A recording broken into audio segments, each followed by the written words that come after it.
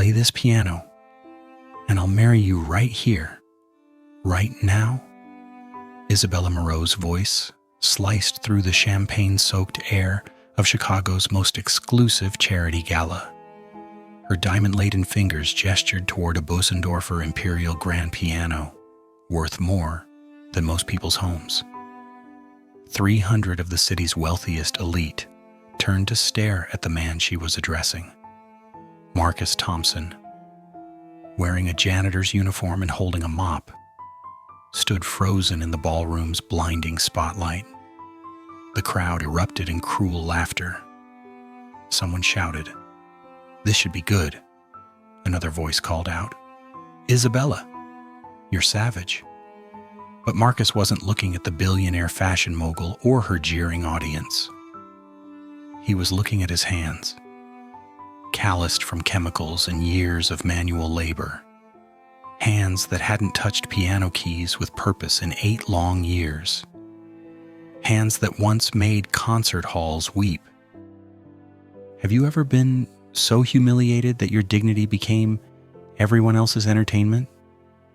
Marcus Thompson was about to make a choice that would change everything. But to understand this moment, we need to go back to where it all began.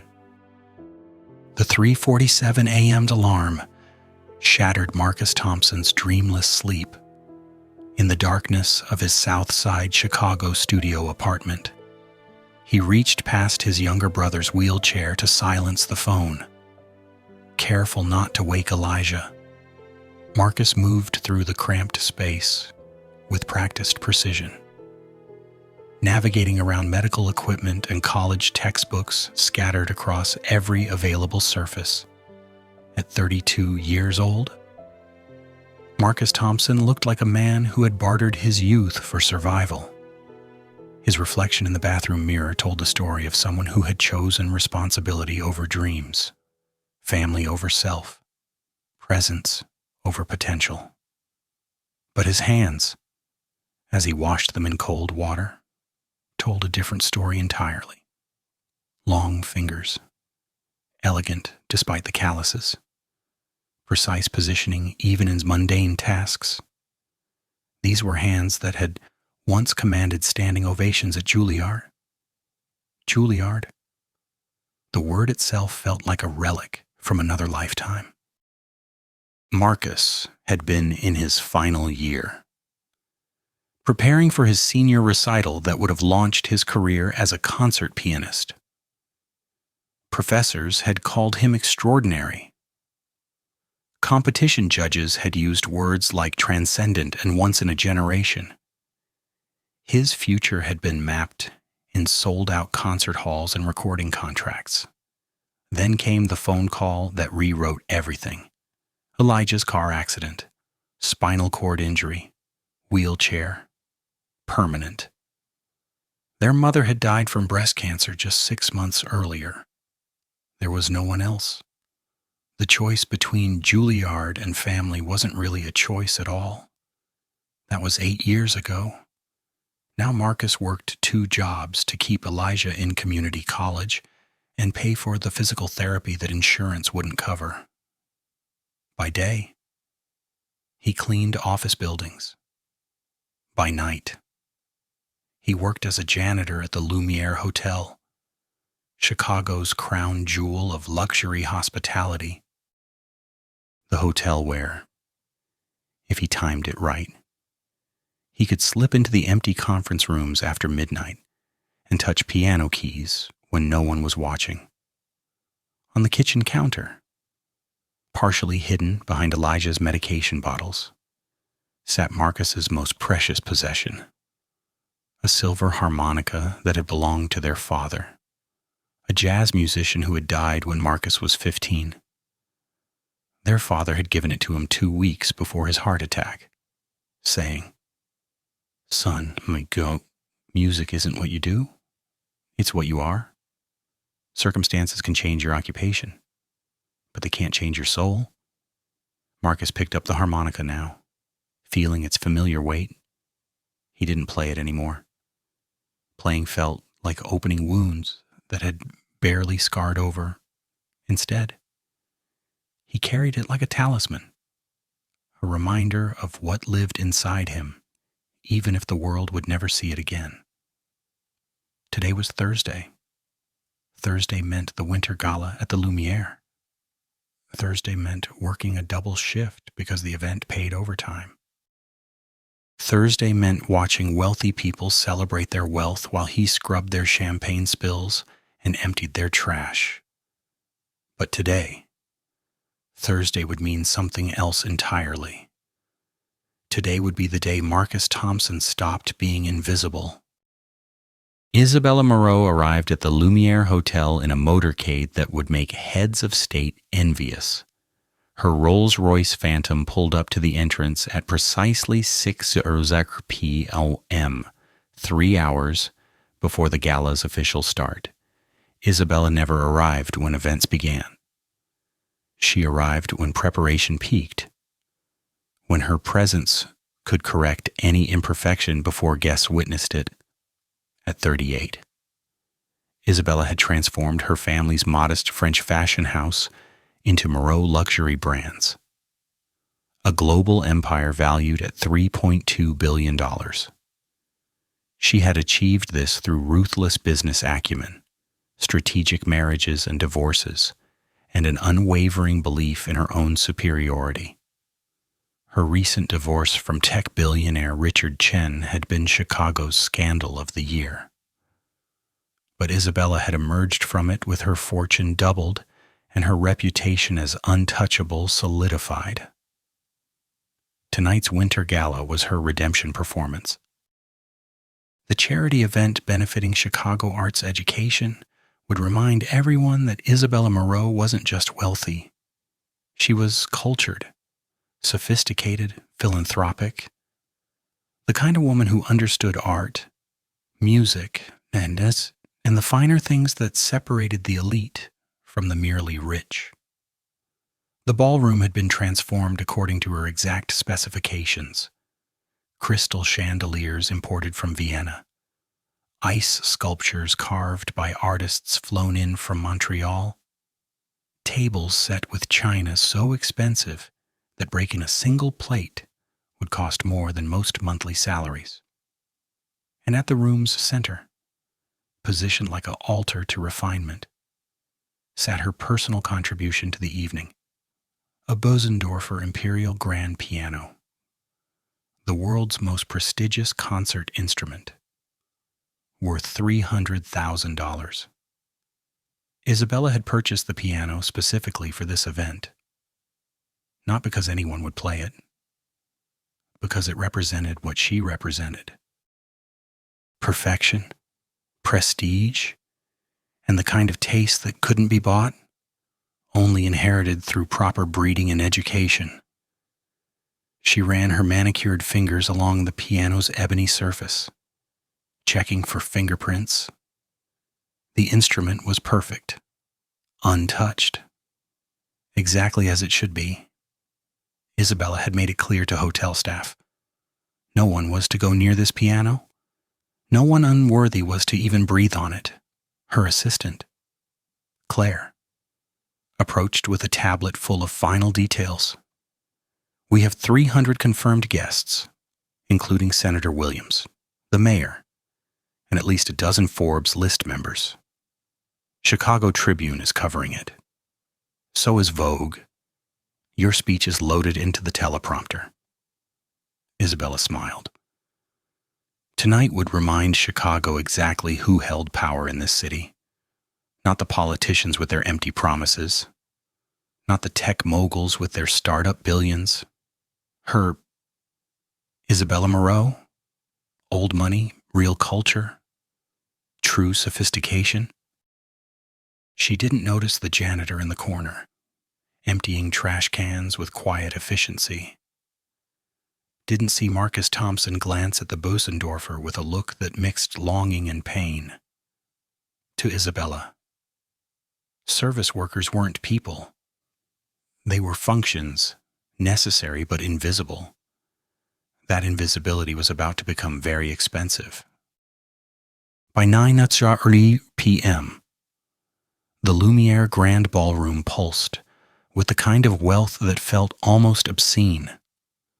300 guests in designer gowns and custom tuxedos mingled beneath chandeliers that cost more than houses. Champagne flowed from bottles that aged longer than most marriages. Conversations hummed with stock tips, merger gossip, and the casual dropping of names that opened doors ordinary people would never find. Isabella held court at the ballroom center, surrounded by admirers and sycophants, her Valentino gown, a custom creation that had required 3 fittings in Milan, caught light like liquid sapphire. Her jewelry, a collection of diamonds and sapphires worth more than most retirement funds, announced her status with every subtle movement. She was in the middle of explaining her vision for expanding Moreau brands into sustainable luxury when the incident occurred. A janitor, moving through the ballroom's periphery with a cleaning cart, miscalculated his path. The cart's wheel caught on the Persian rug, cleaning supplies rattled, and the cart bumped, ever so slightly, into the Bösendorfer Imperial grand piano. The bump was minor. No damage occurred. But Isabella's head snapped toward the sound like a predator detecting prey. "Excuse me," she said, her voice dropping to the dangerous quiet that her employees recognized as worse than shouting. The conversations around her paused. Phones emerged from designer clutches. People sensed drama brewing. Marcus had already grabbed his cart, was already attempting to retreat back into invisibility. But Isabella's voice followed him like a spotlight he couldn't escape. "You there? The help. Come here." The ballroom's attention shifted. 300 pairs of eyes tracked Marcus as he turned, his janitor's uniform suddenly feeling like prison clothes. He approached with his head down, professional apology already forming. "I'm very sorry, ma'am. It was an accident. The piano is undamaged." Isabella's ice blue eyes scanned him from his worn work boots to his faded uniform. A smile played at her lips, the kind of smile that meant someone was about to become entertainment. "Gerst, how would you know? Do you have any understanding of what this instrument is? What it represents? What it costs?" Her voice carried across the ballroom, amplified by perfect acoustics and the sudden silence of eavesdroppers. Marcus kept his eyes down. "No, ma'am. I apologize. It won't happen again. No, it won't," Isabella said. She circled him slowly, like a shark. "Because people like you don't belong near things like this. You don't understand culture. You don't understand art. You see this piano and think it's just furniture. Just another surface to dust around." A few nervous laughs rippled through the crowd. Someone whispered, "Isabella's in rare form tonight." Marcus's jaw tightened almost imperceptibly. His hands, hanging at his sides, clenched into fists before deliberately relaxing. He had learned over 8 years how to swallow humiliation, how to let insults roll off like water, how to survive by being small. But something about Isabella's voice, about the cruel amusement in her eyes, about the way 300 people were watching him be reduced to nothing, stirred something dangerous in his chest, a memory, a ghost, a version of himself that used to command respect instead of apologize for existing.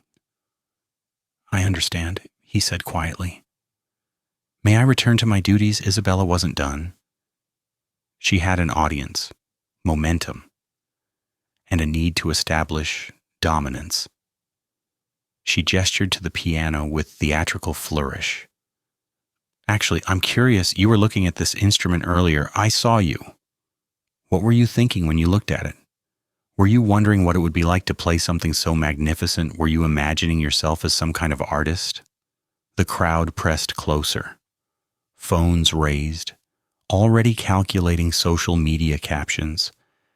This was premium content.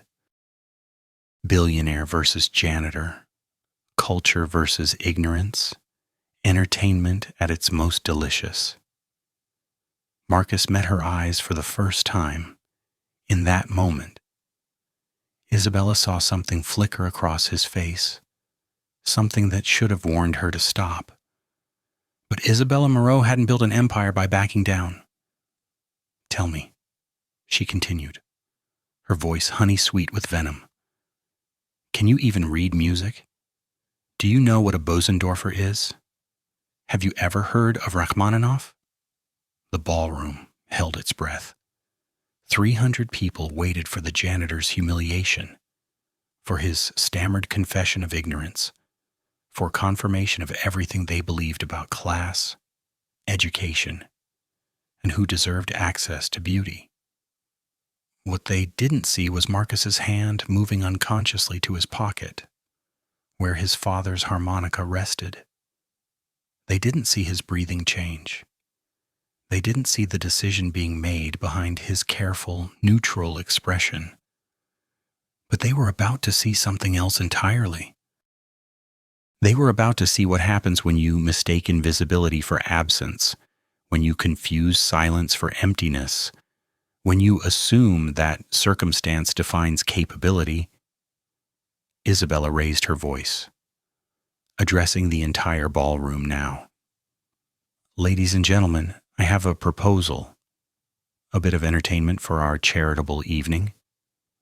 She turned back to Marcus, her smile widening. "I'll make you a deal. If you can play this piano, if you can perform even the opening measures of Rachmaninoff's Prelude in C-sharp minor, one of the most challenging pieces in classical repertoire, I will marry you, right here, right now, in front of all these witnesses." The ballroom erupted in delighted laughter and applause. Someone shouted, "Isabella." "You're insane," another voice called. "Put a ring on it." The phones multiplied, live streams activated, hashtags already forming. Isabella reached into her evening bag and withdrew a small velvet box. Inside sat her engagement ring from her first marriage, a 12-carat diamond that had appeared in Vogue's most extravagant celebrity jewelry spread. She placed it atop the piano's music stand with a flourish. "There's your prize. Darling, all you have to do is earn it." "Of course." Her voice dropped to a stage whisper that carried to every corner.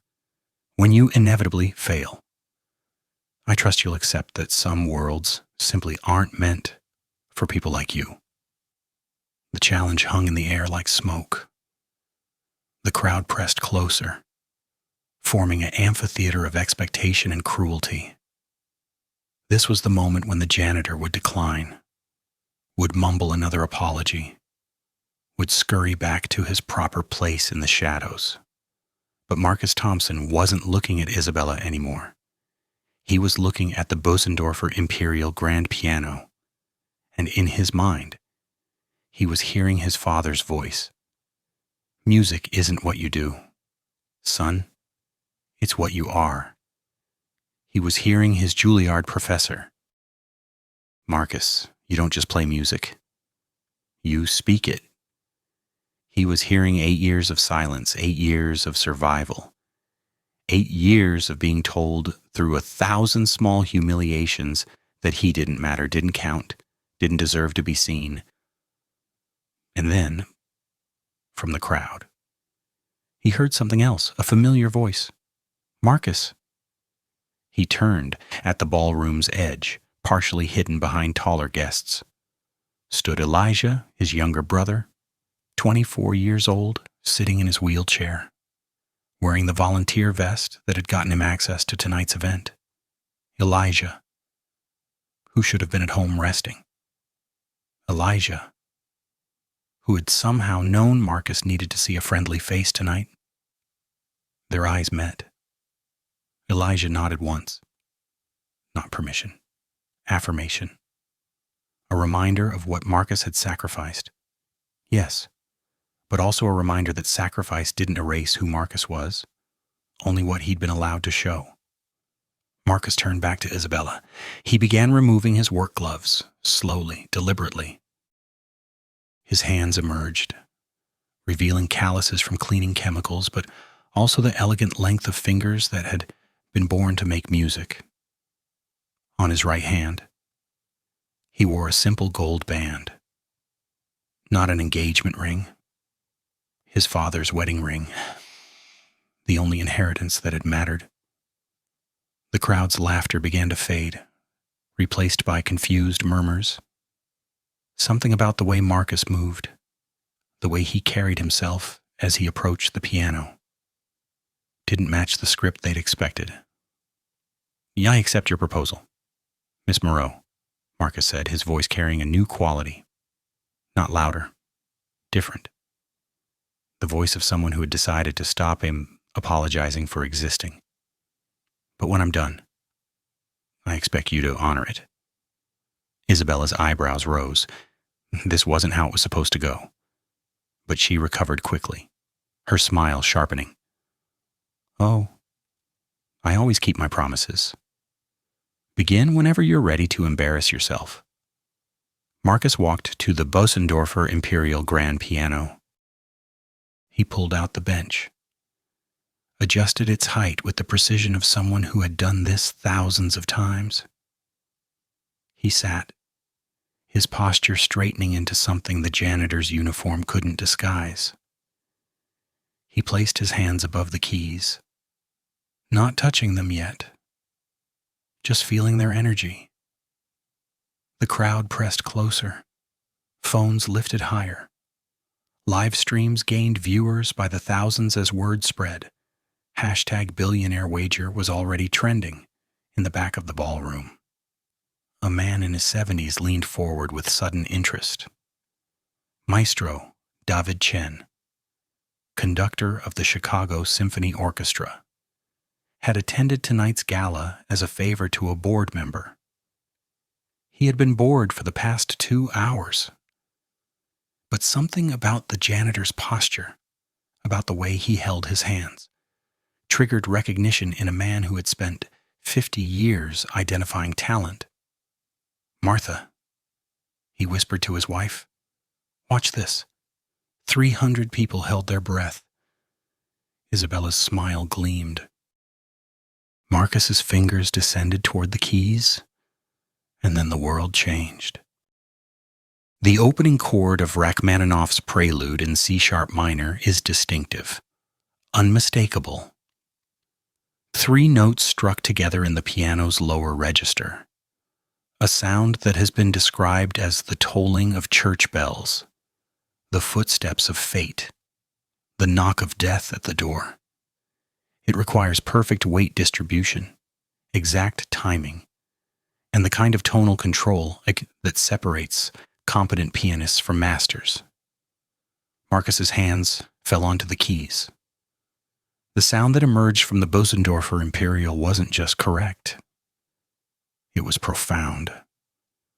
The 3 notes resonated through the ballroom's acoustics with such clarity, such depth, such perfect balance that every conversation stopped mid-syllable. The vibration seemed to travel through the floor itself, a bass frequency that people felt in their chests before their ears processed it as sound. Isabella's smile flickered, just for a moment, just long enough for those standing closest to notice the first crack in her confidence. Marcus's right hand joined with the melody, and the ballroom's atmosphere shifted from mockery to confusion. The notes were clean, too clean.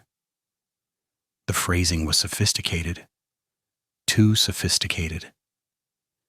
His fingers moved across the keys with the fluid precision of someone who didn't just know this piece, someone who had lived with it, studied it, performed it.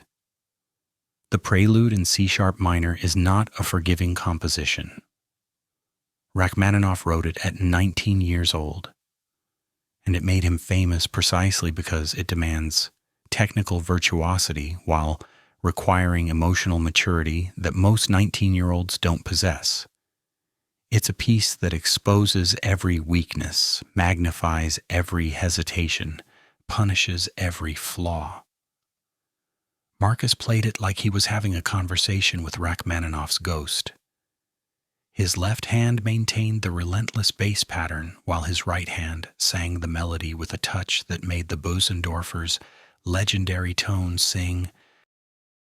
The piano, responding to hands that understood how to coax music rather than force it, produced sounds that most of the guests had never heard outside concert halls. Jesus, someone whispered. He's actually playing it. Not just playing. Maestro Chen murmured to his wife. Listen to that voicing. Listen to how he's balancing the inner voices. That's conservatory training. That's serious training. The crowd's body language transformed. Arms that had been crossed in skeptical amusement now hung loose in surprise. Faces that had been smirking now showed genuine focus. Phones that had been angled for humiliation now recorded in reverence. Isabella's hands gripped her evening bag tighter. This wasn't possible. Janitors didn't play Rachmaninoff. Working-class men didn't possess this level of musicality. Everything she believed about breeding, education, and who deserved access to culture was being challenged by every perfectly executed phrase. But she maintained her composure. So he knew the opening. Many people knew the opening. The Prelude became famous because of its opening. The real test would come in the middle section, where the technical demands became truly punishing. That's where he would fail. That's where the joke would pay off. Except Marcus wasn't struggling, if anything. He was settling deeper into the music, his body swaying slightly with the rhythmic patterns, his breathing synchronizing with the phrases. His eyes had closed. Not in concentration, but in memory. He wasn't reading music from the stand. He was playing from somewhere deeper than muscle memory. He was playing from the place where music lives when it becomes part of your DNA. The Prelude's middle section arrived like a thunderstorm. Rachmaninoff had written passages that required hands to stretch beyond what seemed physically possible. Chords that demanded power without harshness. Runs that needed to sound effortless while requiring maximum technical control.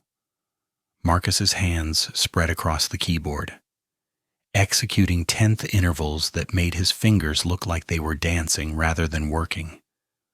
The bass notes thundered while treble melodies soared, creating a three-dimensional sound that filled every corner of the ballroom. The Bösendorfer, an instrument capable of subtleties that lesser pianos couldn't produce, revealed itself fully under Marcus's touch. The crowd began standing spontaneously. Not all at once. First, Maestro Chen rose from his seat, his expression one of utter disbelief. Then a woman in the front row who taught piano at a local university.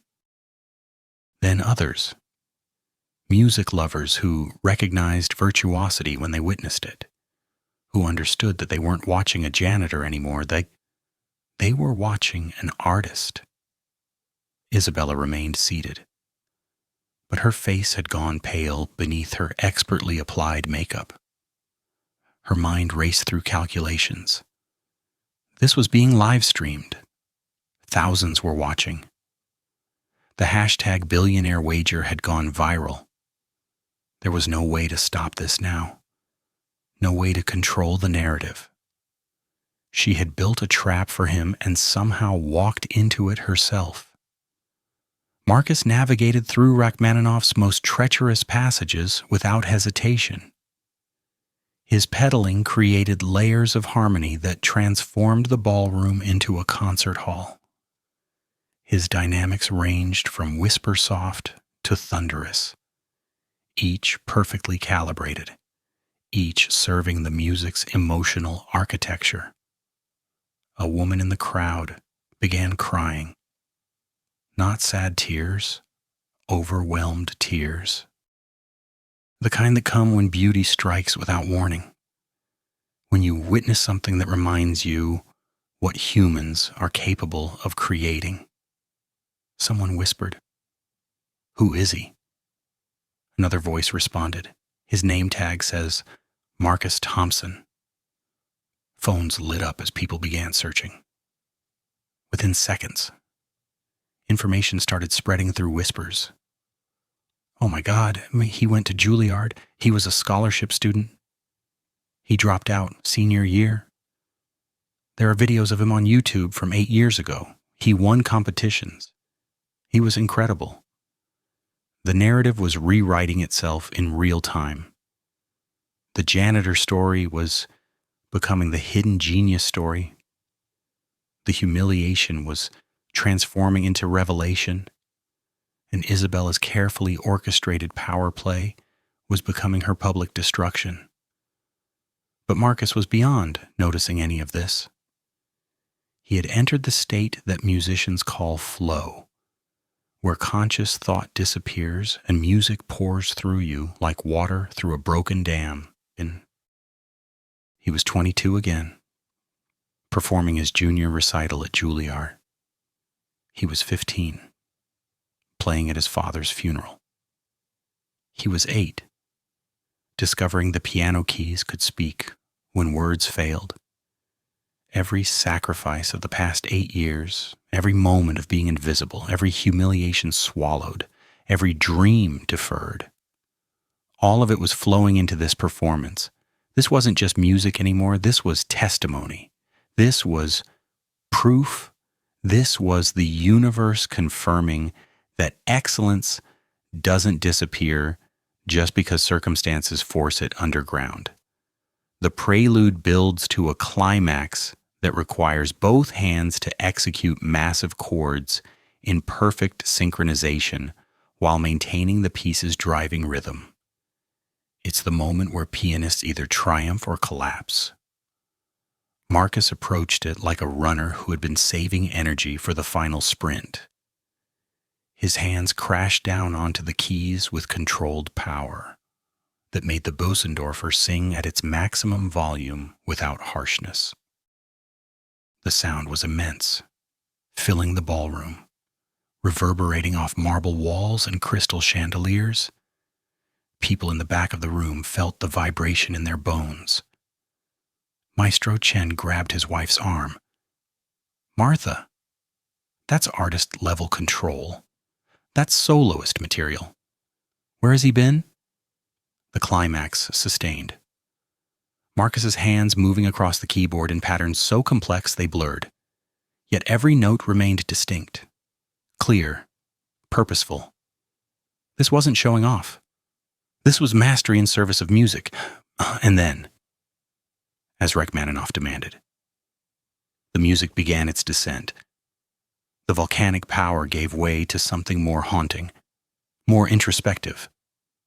Marcus's touch became tender, pulling sounds from the piano that seemed impossible.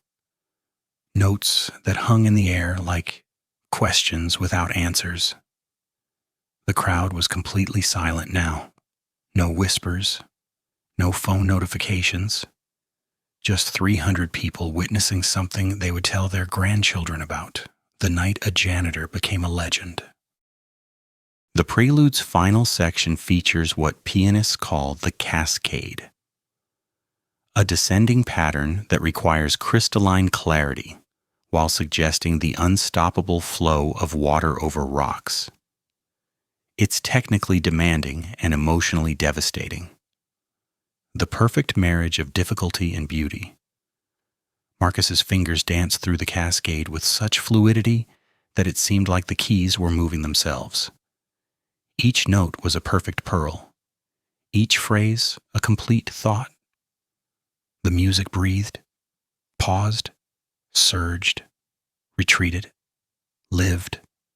In the crowd, Elijah sat in his wheelchair with tears streaming down his face. He was watching his older brother, the person who had sacrificed everything for him, reclaiming a piece of himself that had been buried for 8 years. Every note was vindication. Every phrase was resurrection. A television crew that had been covering the gala for a local news station had captured the entire performance. The camera operator, a man named Thomas who had worked in television for 30 years, whispered to his producer, "This is going to win awards? This is going to air nationally? Maybe internationally?" The producer nodded, already calculating the story angles. Billionaire humiliates janitor who turns out to be concert-level pianist. It had everything class warfare, hidden talent, public comeuppance, redemption. This was the kind of story that created careers. Isabella remained frozen in her seat, her perfect posture maintained by sheer willpower. Her mind worked through damage control scenarios. She could claim she knew all along. No, too transparent. She could laugh it off as a prank. No. The live streams captured her genuine shock. There was nothing. There was no way out. She had challenged a master and been destroyed by her own hubris. Her phone buzzed incessantly. Text messages from her publicist, her board members, her ex-husband. She didn't look at any of them. She couldn't look away from Marcus, from the hands she had mocked, from the man she had reduced to nothing who was now proving himself infinite. Marcus approached the Prelude's final measures. These were the moments where the piece revealed its true character. Not triumph, not victory, something more complex, a kind of acceptance, a recognition that beauty and sorrow coexist, that every ending contains the seeds of new beginnings. His hands moved through the closing phrases with such tenderness that several people in the audience gasped audibly. The final chord. 3 notes in the bass register echoing the opening, sustained under his touch as he held the pedal down. Letting the Bösendorfer's remarkable resonance fill every silence, the sound decayed slowly, naturally, the way a perfect note should end. Not cut off, not forced, allowed to complete its journey from vibration to memory. Marcus lifted his hands from the keys. The ballroom held its silence for 3 heartbeats. 4. 5. And then the eruption came. The standing ovation began with Maestro Chen, who rose to his feet with the vigor of a man half his age. His hands, coming together in thunderous applause. Within seconds, the entire ballroom followed, 300 people standing, clapping, shouting. Their evening's entertainment transforming into something they would remember forever. "Bravo," someone shouted. "Magnificent." The applause wasn't polite. It wasn't obligatory. It was the kind of ovation usually reserved for closing nights at major concert halls. The kind that goes on because the audience needs to express what words cannot capture. Marcus stood slowly from the piano bench, and the sight of him rising, still in his janitor's uniform, somehow made the moment more powerful. He hadn't transformed into something else. He had revealed what had always been there, hidden in plain sight by the willful blindness of people who measured worth by appearance. Phones recorded every second. The live streams had gained hundreds of thousands of viewers. hashtag hidden genius, was now trending alongside billionaire wager. Comments flooded social media faster than platforms could process them. I'm literally crying.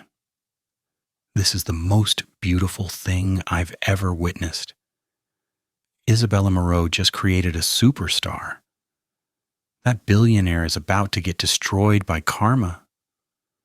Maestro Chen pushed through the crowd toward Marcus, his face showing the expression of someone who had just discovered a Rembrandt at a garage sale. He reached Marcus and grasped both his hands. Son, where have you been? That was artist-level performance. That was soloist material. Who trained you? Marcus's voice was quiet, still processing what had just occurred. Juilliard. Sir, I didn't finish. Juilliard, Chen repeated, turning to the crowd.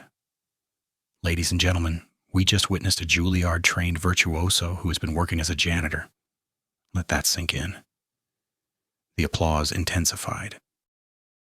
People began approaching, business cards emerging from designer handbags and tuxedo pockets, recording executives, concert promoters, philanthropists, all suddenly desperate to be associated with the evening's revelation.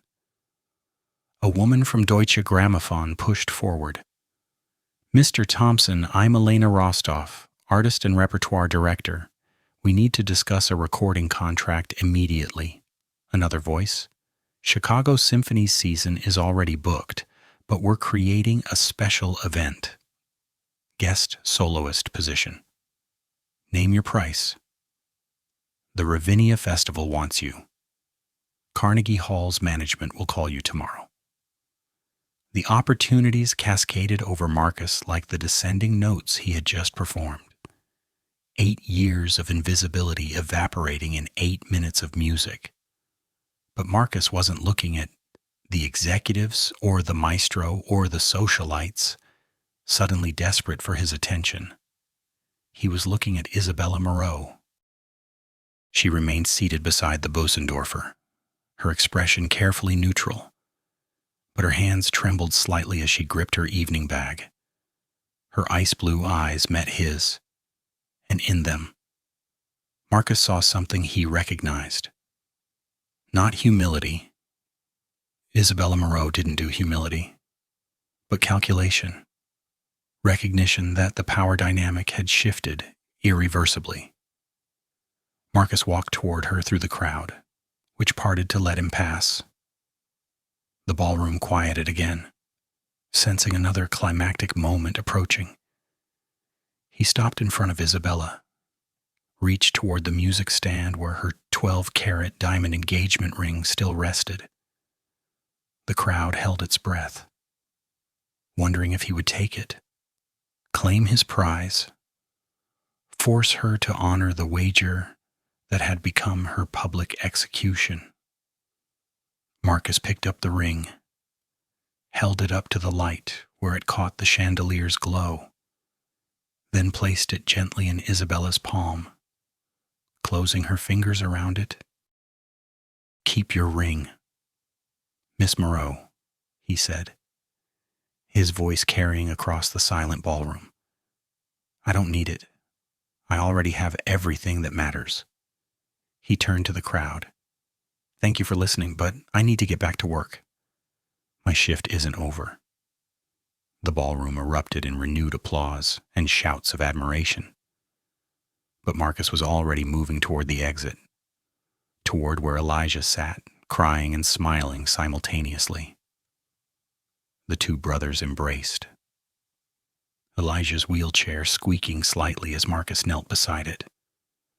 Marcus, Elijah whispered, I've never heard you play like that. I know, Marcus replied. Neither have I. Not in a long time. Behind them. The gala had transformed into chaos, media crews descending, executives arguing over who had approached Marcus first. Socialites already rewriting their own narratives to be on the right side of history. And at the center of it all, Isabella Moreau, sitting beside her Bösendorfer Imperial grand piano, alone for the first time in years, holding a diamond ring that suddenly felt very heavy. But Marcus wasn't watching any of that. He was holding his brother, feeling his father's wedding ring press against Elijah's back, and understanding that he had just played the most important performance of his life.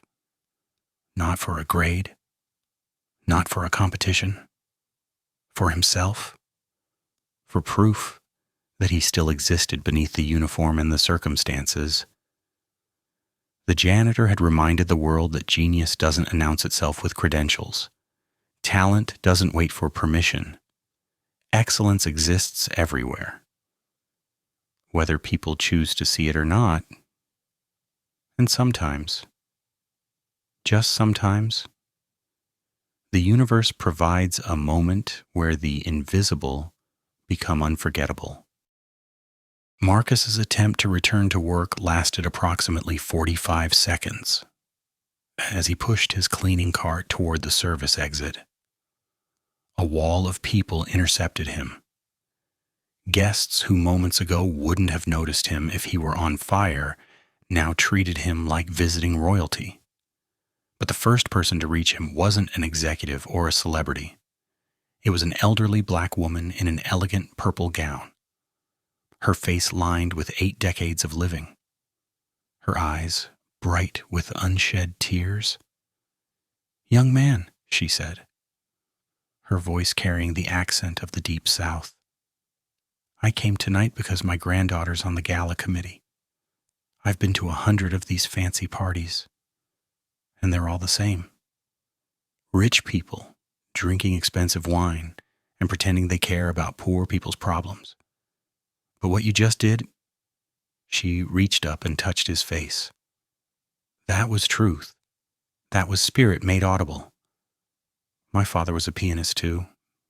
Played at colored churches back when black musicians couldn't play anywhere else. He died never getting to play a piano like that one. But tonight, I watched you play it. And I felt him in that room. Marcus's composure, which had held through the performance and Isabella's humiliation, cracked at this woman's words. Tears spilled down his cheeks as she pulled him into an embrace that felt like being held by history itself. "Thank you," he whispered. "Thank you." The woman stepped back, wiped her own eyes, and pointed at him with a finger bent by arthritis. "Don't you dare go back to being invisible. You hear me? We've had enough invisible genius. You play that piano on every stage that will have you." Before Marcus could respond, the crowd surged forward again. Maestro Chen appeared with the Lumiere Hotel's general manager, a flustered man named Richard Peterson who looked like he was experiencing several heart attacks simultaneously. "Mr. Thompson," Peterson said, his voice cracking slightly, "I had no idea. Nobody told me we had a Juilliard graduate on staff. I'm mortified. I need to apologize on behalf of the entire hotel." Marcus, still holding his mop, looked at the general manager with an expression that mixed exhaustion and dark humor. "You weren't required to know." "Sir, I was hired to clean, and I cleaned well. That's all that was expected. Nevertheless," Peterson continued, "effective immediately, you're promoted to, I don't know what yet, but something. Special Events Coordinator, Cultural Liaison. Just tell me you'll stay." "He will not stay," Maestro Chen interrupted firmly.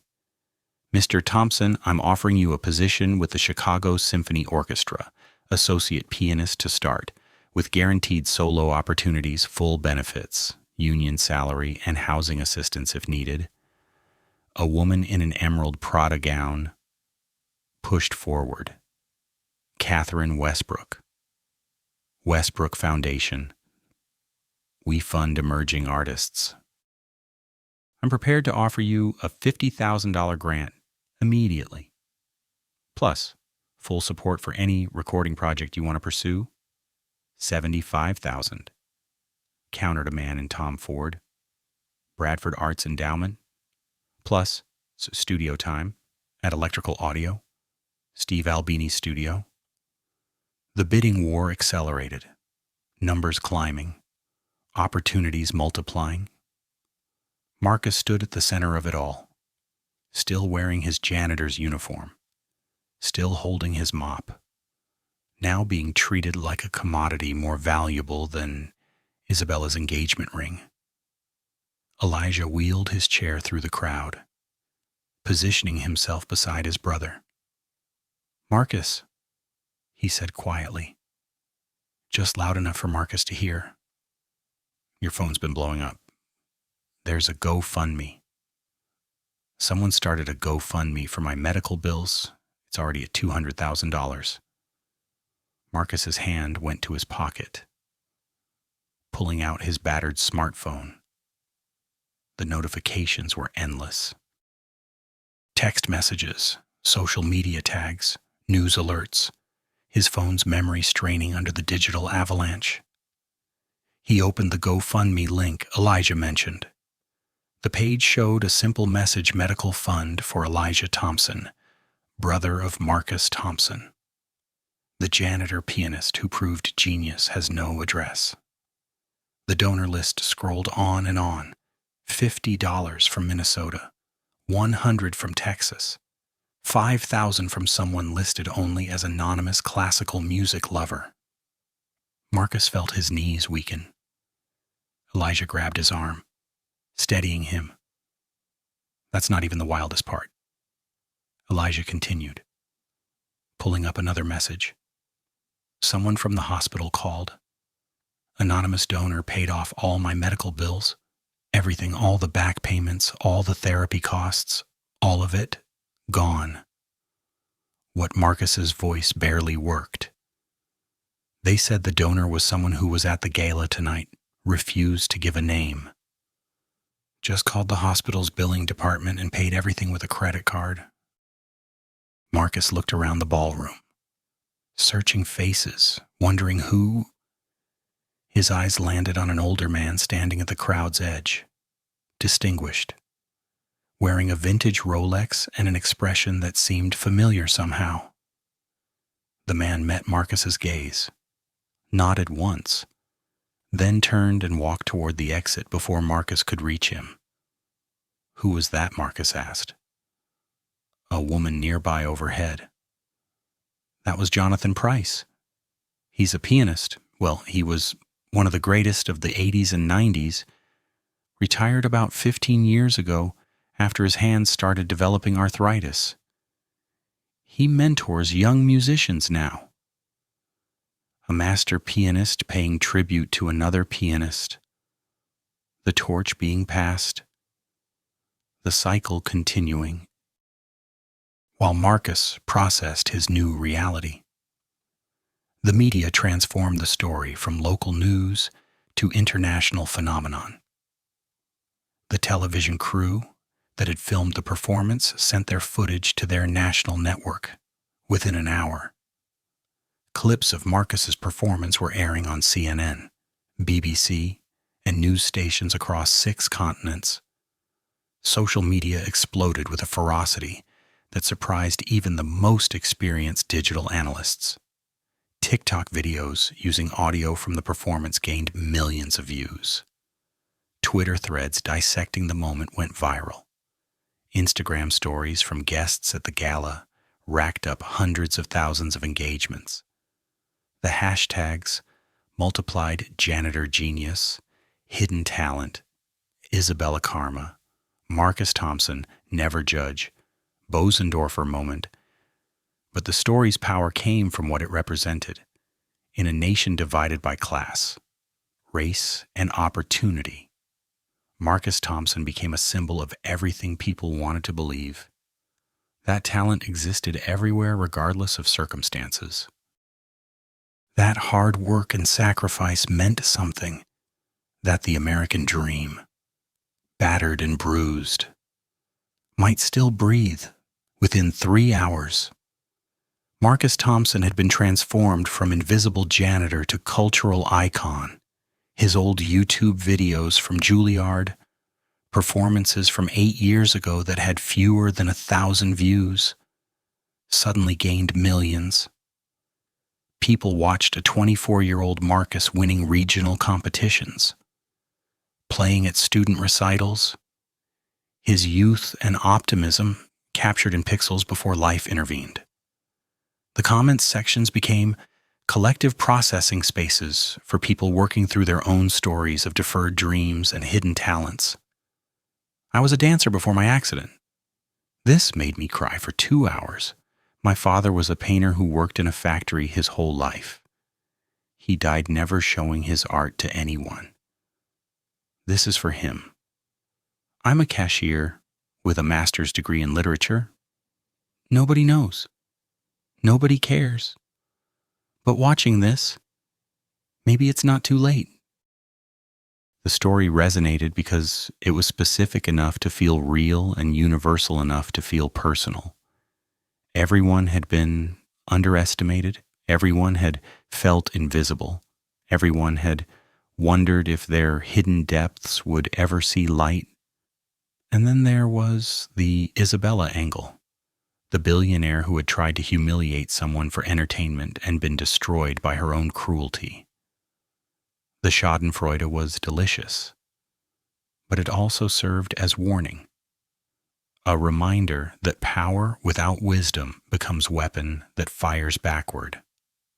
Isabella's social media accounts, which normally received adoring comments from fans and employees, became war zones. Her Instagram post from earlier in the day, a selfie with the caption, "Getting ready to make Chicago proud at tonight's gala," now had thousands of comments like, "Hope you're ready to marry him." Congratulations on creating a superstar and destroying your own reputation simultaneously. This is what happens when you judge people by their jobs instead of their character. Karma doesn't forget addresses, even expensive ones. Her publicist released a statement. Miss Moreau's challenge was intended as playful encouragement of the arts. She's thrilled to have helped discover such remarkable talent. But the statement landed with the weight of dust. Nobody believed it. The videos showed too clearly the cruelty in Isabella's voice, the mockery in her eyes, the genuine shock on her face when Marcus began playing. By midnight, Moreau Luxury Brands' stock had dropped 7%. By morning, it would drop another 12%. Isabella's carefully constructed image as a sophisticated patron of culture had been replaced by a new narrative, the cruel billionaire who got what she deserved. But Marcus wasn't thinking about any of that. He sat in a quiet corner of the hotel's staff lounge with Elijah, away from the chaos, processing the reality that his entire life had just changed. "What do I do?" he asked his brother. 2 hours ago, I was worried about making rent. Now people are offering me more money than Dad made in his whole life. Elijah smiled. "You do what you've always done. You play music, but this time, you let people watch." Isabella Moreau did not leave the gala. Leaving would signal defeat. And Isabella had not built an empire by showing weakness.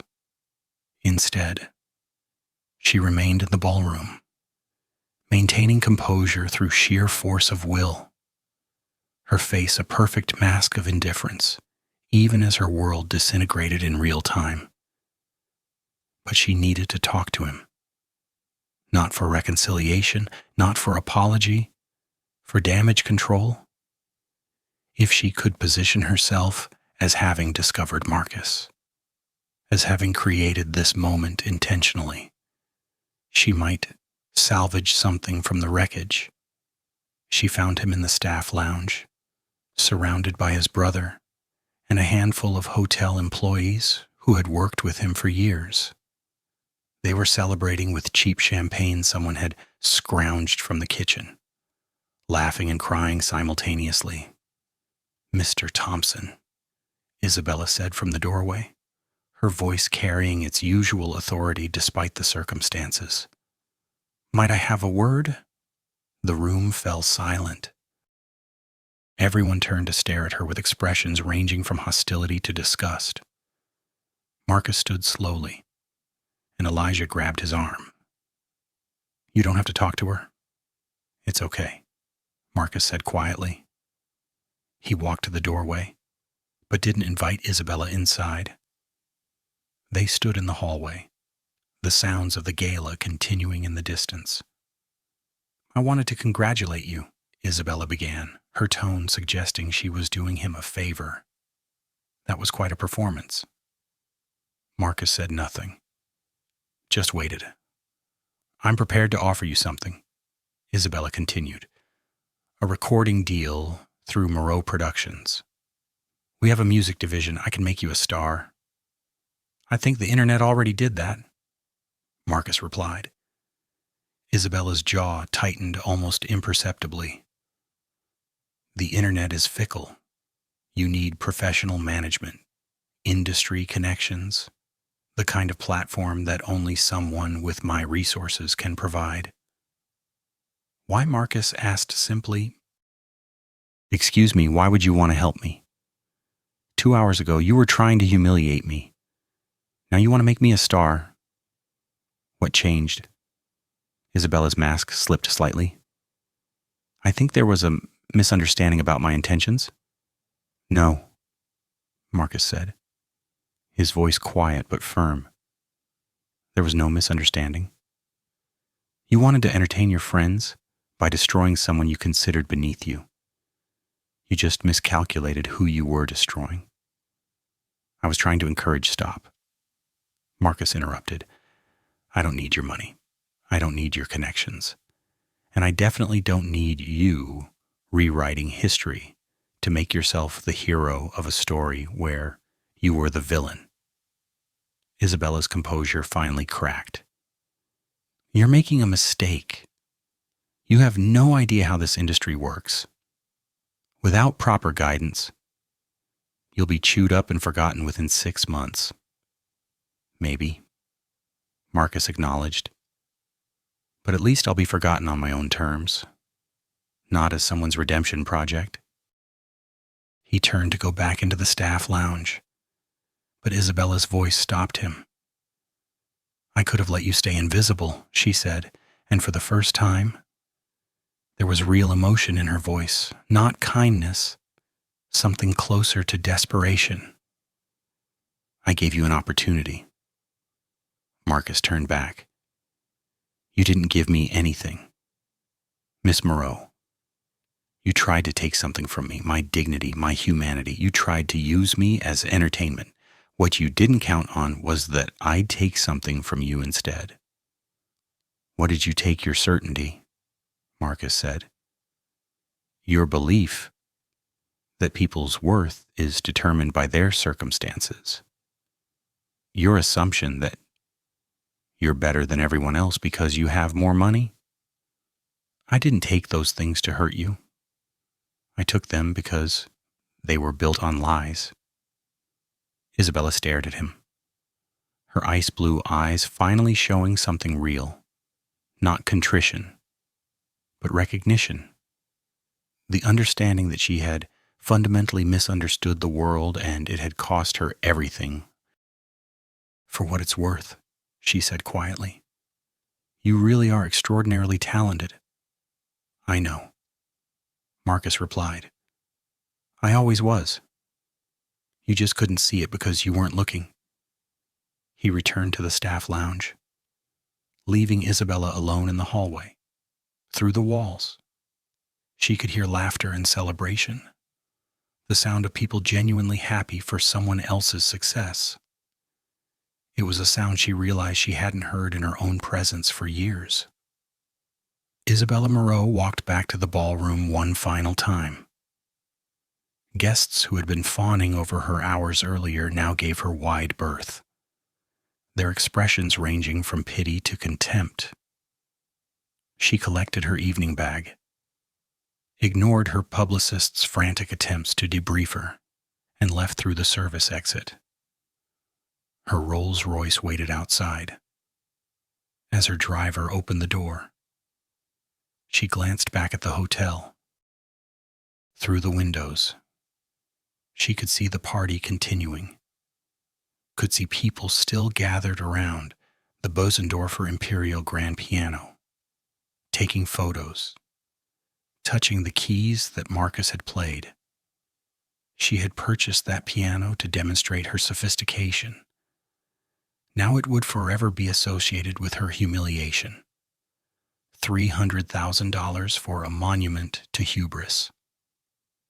Isabella climbed into her car as it pulled away from the curb. She realized something that wealthy people rarely have to face. Money couldn't fix this. Connections couldn't undo it.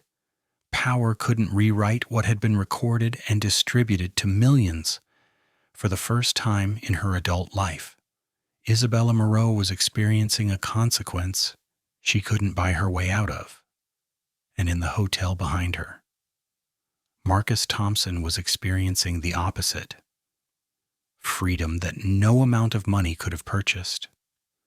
Recognition that couldn't be faked or manufactured. Dignity that had been earned, not inherited.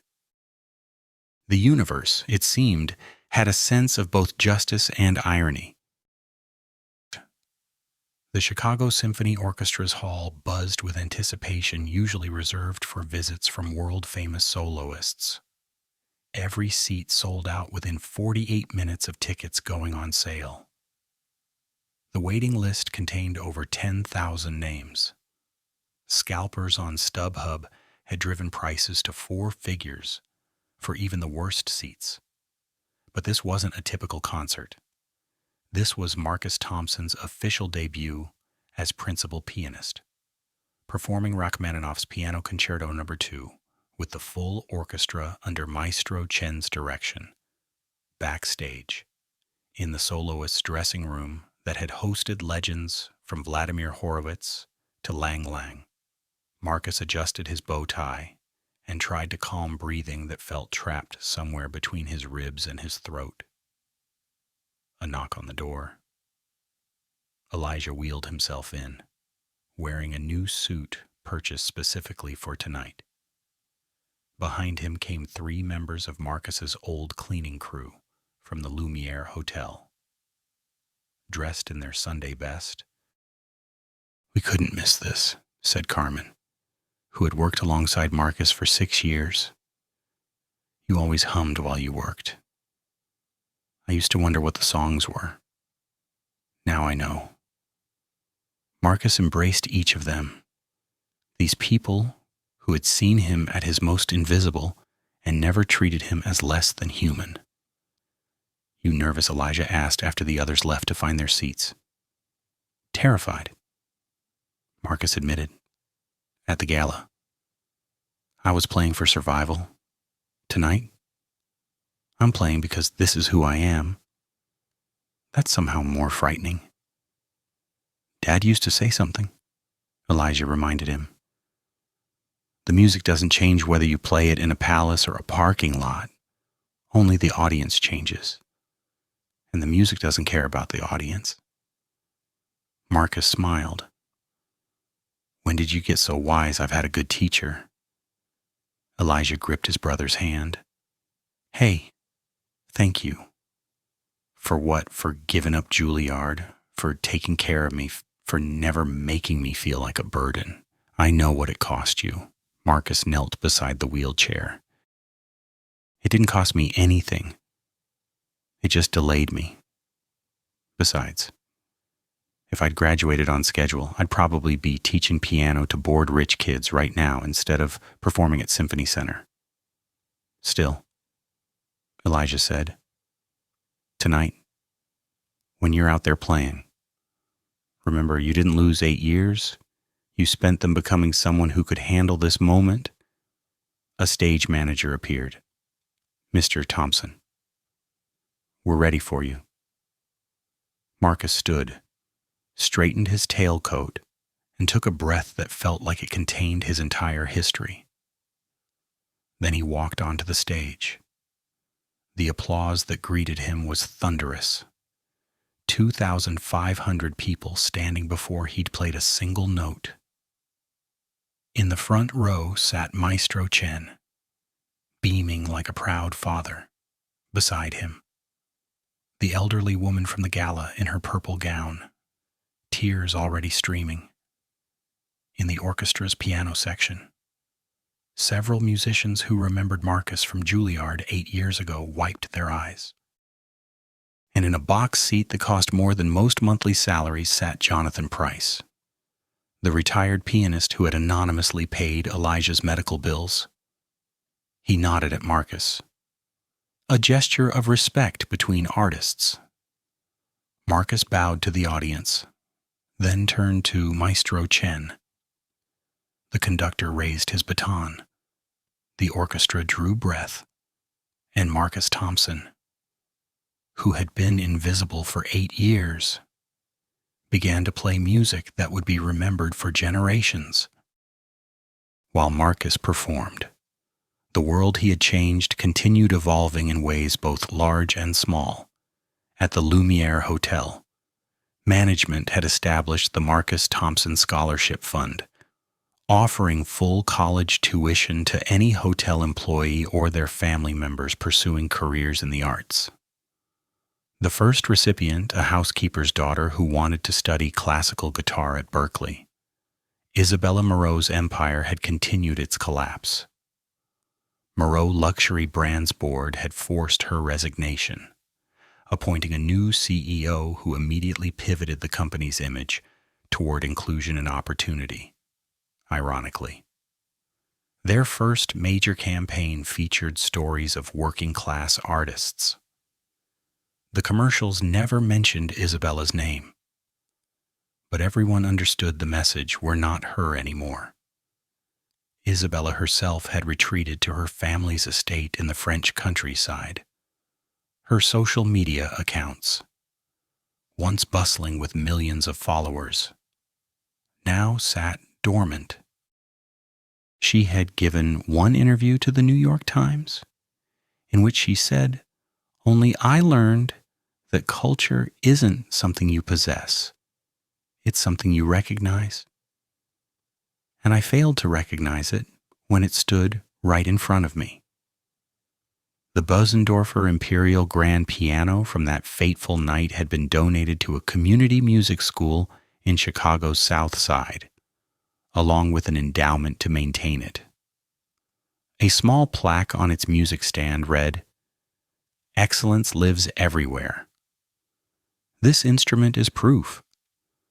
Universities across the country had begun examining their scholarship retention programs, recognizing how many talented students were forced to leave due to family emergencies or financial crisis.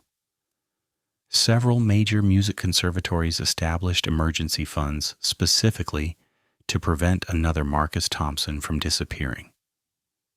And the story kept rippling outward. A janitor in Boston revealed he had a master's degree in literature and was immediately hired as a teacher.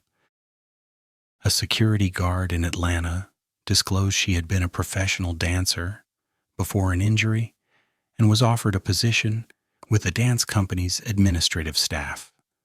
A parking lot attendant in Los Angeles shared his portfolio of paintings and was given a gallery showing. The internet had coined a phrase, the Marcus Thompson effect. The recognition that genius doesn't announce itself, that talented people exist in every profession, every economic class, every circumstance, that assumptions about worth based on appearance or occupation are not just wrong but dangerous because they blind us to excellence hiding in plain sight. The concerto's final movement built to its explosive conclusion. Marcus's hands flew across the keyboard in perfect synchronization with the orchestra's powerful crescendo. This was music written to showcase both soloist and ensemble, neither dominating the other, both necessary for the complete artistic vision. As Marcus executed the final technically demanding passages, something remarkable happened in the audience. People began standing again, not waiting for the music to end, but rising during the performance itself, drawn to their feet by the sheer power of what they were witnessing. Maestro Chen, conducting with tears streaming down his face, gave Marcus the subtle nod that meant, "This is your moment. Take it. Make it yours." The final chord crashed through the hall, Marcus and the orchestra striking together in perfect unity. The sound resonated, sustained, filled every corner of the space until it seemed like the walls themselves were singing. Silence. 3 heartbeats. 4. Then the eruption. Not just applause. Shouts, screams, stamping feet. 2,500 people creating noise that seemed capable of lifting the roof off the building. Marcus stood, bowed deeply to the audience, then turned and bowed to the orchestra. Maestro Chen embraced him, whispered something in his ear that made Marcus laugh through his tears. The ovation continued for 7 minutes. People who had arrived as strangers embraced each other, united in the recognition that they had witnessed something extraordinary, not just excellent musicianship, though that was present, but the triumph of human potential over circumstance, proof that the universe sometimes gets it right. In the front row, the elderly woman in purple stood on shaky legs and raised her hands above her head, clapping with the rhythm of someone who understood that this moment belonged to her father, to Marcus's father, to every musician whose talent had been buried by the accident of their birth or economics. Elijah sat in his wheelchair, his face soaked with tears, clapping until his hands hurt. His brother, his caretaker, his hero, no longer invisible, no longer apologizing for existing, but just being, fully and completely, the artist he had always been.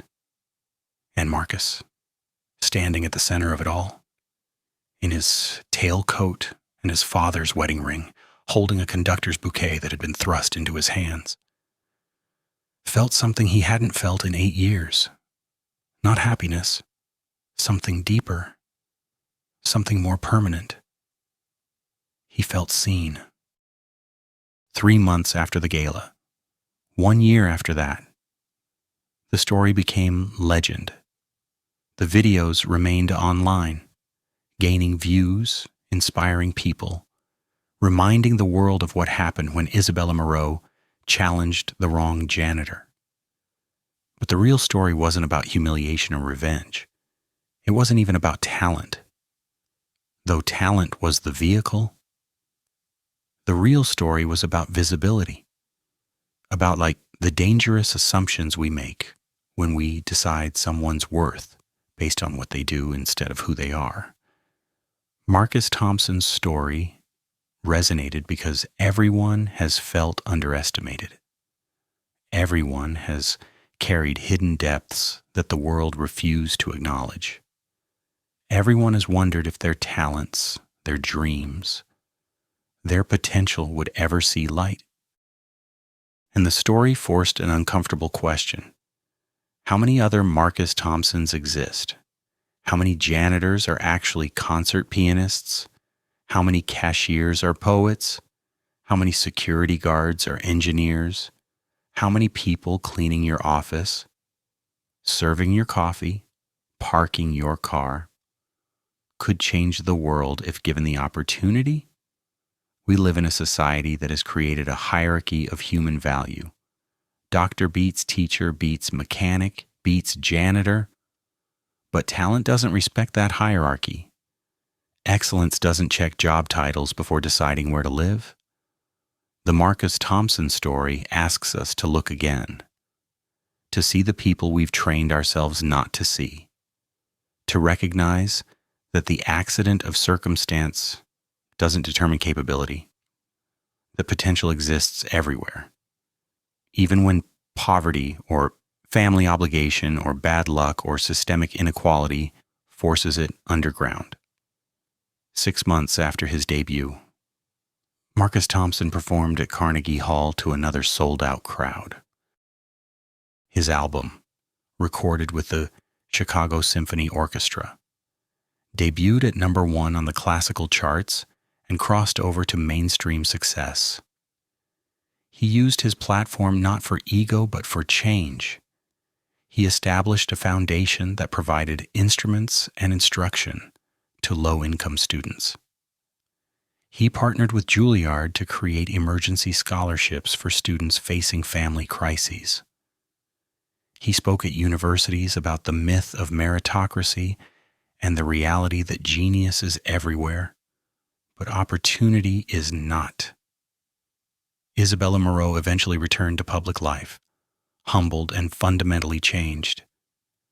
She sold her piano collection and donated the proceeds to music education programs. She never regained her empire, but she gained something possibly more valuable, the understanding that sophistication isn't about what you own. It's about what you recognize. And that Bösendorfer Imperial Grand Piano in the Southside Community Center. It's played every day by children who might become the next generation's legends. Or might not. Because the point isn't that every talented person becomes famous. The point is that every talented person deserves the chance to find out what they're capable of. Marcus Thompson's story ended the way all good stories should not, with a conclusion, but with a beginning. The beginning of conversations about class and opportunity. The beginning of policies that keep students in schools. The beginning of a cultural shift toward recognizing excellence wherever it exists. But more than that, it was the beginning of individuals looking twice at the people around them, asking questions, listening to answers, seeing beyond uniforms and job titles to the humans beneath. Because somewhere right now, someone extraordinary is being overlooked. Someone brilliant is being dismissed. Someone talented is being reduced to their circumstances instead of recognized for their potential. The question isn't whether another Marcus Thompson exists. The question is whether we're paying attention. The next time you see someone cleaning an office or serving coffee or parking cars, pause for just a moment. Wonder who they might be beneath what they do, what dreams they carry, what talents they hide, what excellence they contain. Because genius doesn't announce itself with credentials or dress codes or social media followers. Sometimes genius wears a janitor's uniform and waits 8 years for someone to notice. And when it's finally seen, when it's finally given the chance to speak, the sound it makes can change the world. If you found this story moving, if it made you think differently about the people around you, share it. Not for entertainment, but as a reminder that everyone you meet knows something you don't. Everyone has depths you haven't seen. Everyone deserves to be treated like the humans they are, not the functions they perform. Subscribe for more stories that challenge how we see each other, because the world doesn't need more content. It needs more awareness, more recognition, more justice, and maybe, just maybe, More moments where the invisible become unforgettable. The janitor who played like Mozart wasn't special because he could play piano. He was special because he reminded us that everyone is special. Everyone has something remarkable inside them. The only question is whether we're willing to look.